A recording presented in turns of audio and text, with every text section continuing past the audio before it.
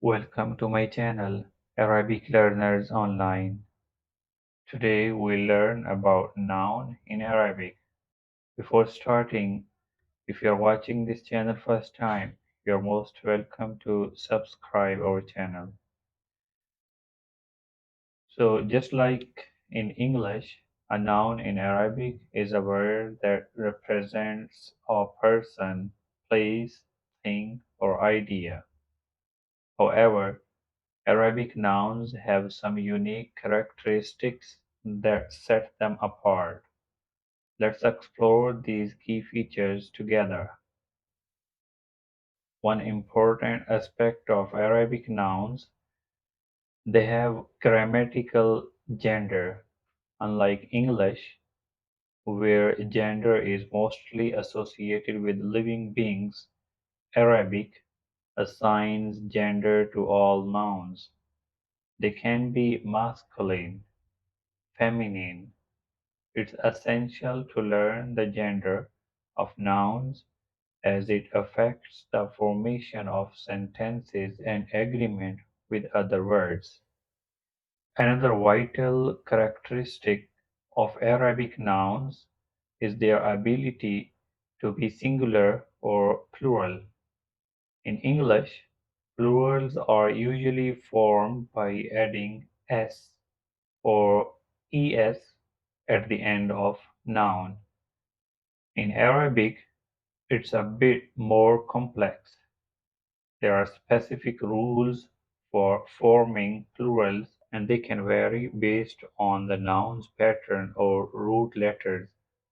Some nouns change internally, while others have unique plural forms altogether. Additionally, Arabic nouns can also have cases, which indicate a rule in a sentence. The three main cases in Arabic are marfu', mansoob, and majroor. These cases help us to identify whether a noun is a subject or direct object. Let's look at some examples to make things clear. We have the noun book, which means kitab in Arabic, and it's a masculine noun. If we want to say the book in Arabic, we need to add al, alif, and lam before the noun, and it will be al-kitab. The book, al-kitab.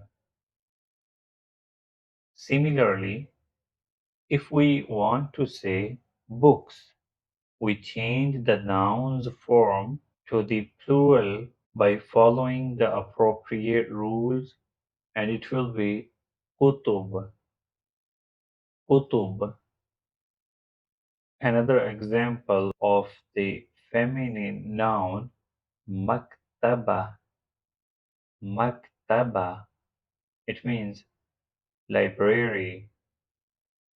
Just like before, we add al, al to make it al-maktaba. And if we want to talk about multiply libraries, we'll apply the plural rules, and it will be maktabat. Maktabat.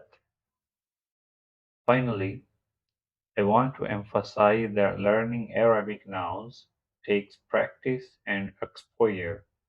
As you encounter more Arabic vocabulary, you will become familiar with different noun patterns, genders, and cases. That's all for today's lesson. I hope you're enjoying these Arabic lessons.